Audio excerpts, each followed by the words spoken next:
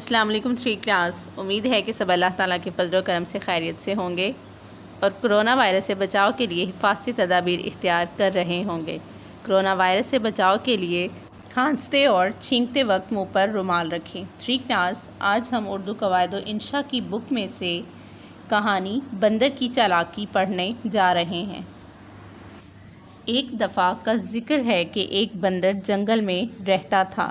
ایک دن بندر کو بہت بھوک لگی اور وہ کھانے کے لیے کچھ ڈھونڈنے لگا۔ وہ کہنے لگا، میرے پاس تو کھانے کے لیے کچھ نہیں ہے۔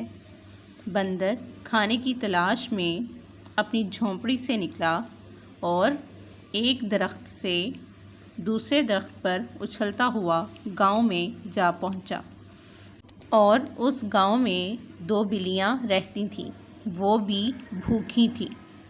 راستے میں ان کی نظر ایک روٹی پر پڑی۔ بندر کی نظر بھی ان بلیوں پر تھی۔ بلیوں کے پاس روٹی دیکھ کر اس کے منہ میں پانی آ گیا۔ کاش کہ یہ روٹی مجھے مل جائے کیونکہ مجھے بہت بھوک لگی ہے۔ روٹی ایک تھی اور کھانے والے 2۔ دونوں بلیاں روٹی پر اپنا حق جتا رہی تھیں کہ یہ روٹی میری ہے۔ جب بندر نے بلیوں کو لڑتے ہوئے دیکھا تو وہ بہت خوش ہوا۔ اس نے کہا، تم لڑائی مت کرو، میں روٹی تم دونوں میں برابر بانٹ دیتا ہوں۔ یہ ہی ٹھیک رہے گا، اس سے کسی کو کم روٹی نہیں ملے گی۔ اب مسئلہ یہ تھا کہ روٹی کو 2 برابر حصوں میں کیسے تقسیم کیا جائے۔ اس طرح بندر نے چالاکی سے ان دونوں کو منا لیا اور روٹی کے 2 ٹکڑے کیے۔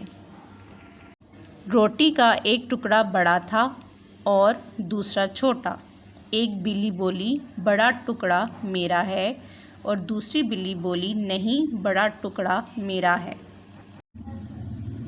بندر نے کہا، تم دونوں جھگڑا نہ کرو، میرے پاس بھی اس کا حل ہے، میں دونوں حصوں کو برابر کر دوں گا۔ اتنا کہہ کر بندر نے روٹی کے بڑے حصے والے میں سے ایک ٹکڑا توڑا اور کھا لیا۔ دونوں بلیاں خوش ہو گئیں کہ اب برابر برابر ملے گا۔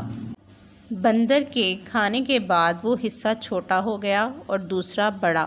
بندر نے دوسرا حصہ بھی برابر کرنے کے لیے اس میں ایک ٹکڑا توڑا اور کھا لیا، پھر بھی دونوں حصے برابر نہیں ہوئے۔ یہ سلسلہ یوں ہی چلتا رہا۔ بندر دونوں حصے برابر کے چکر میں پوری روٹی کھا گیا۔ دونوں بلیاں بولیں، یہ کیا، تم نے ہماری پوری روٹی کھا لی، تم نے ہمیں دھوکہ دیا ہے۔ یہ سن کر بندر وہاں سے بھاگ گیا اور ایک درخت سے دوسرے درخت پر کودتا ہوا جنگل میں بہت دور چلا گیا اور بلیاں منہ تکتی رہ گئیں۔ تو پیارے بچوں، اس کہانی سے ہمیں یہ نتیجہ ملتا ہے کہ 2 لوگوں کے جھگڑے میں فائدہ تیسرے کو ہی ملتا ہے، یعنی کہ نا اتفاقی میں نقصان ہی ہوتا ہے۔ آئی گئی کہانی کو یاد کریں۔ اللہ حافظ۔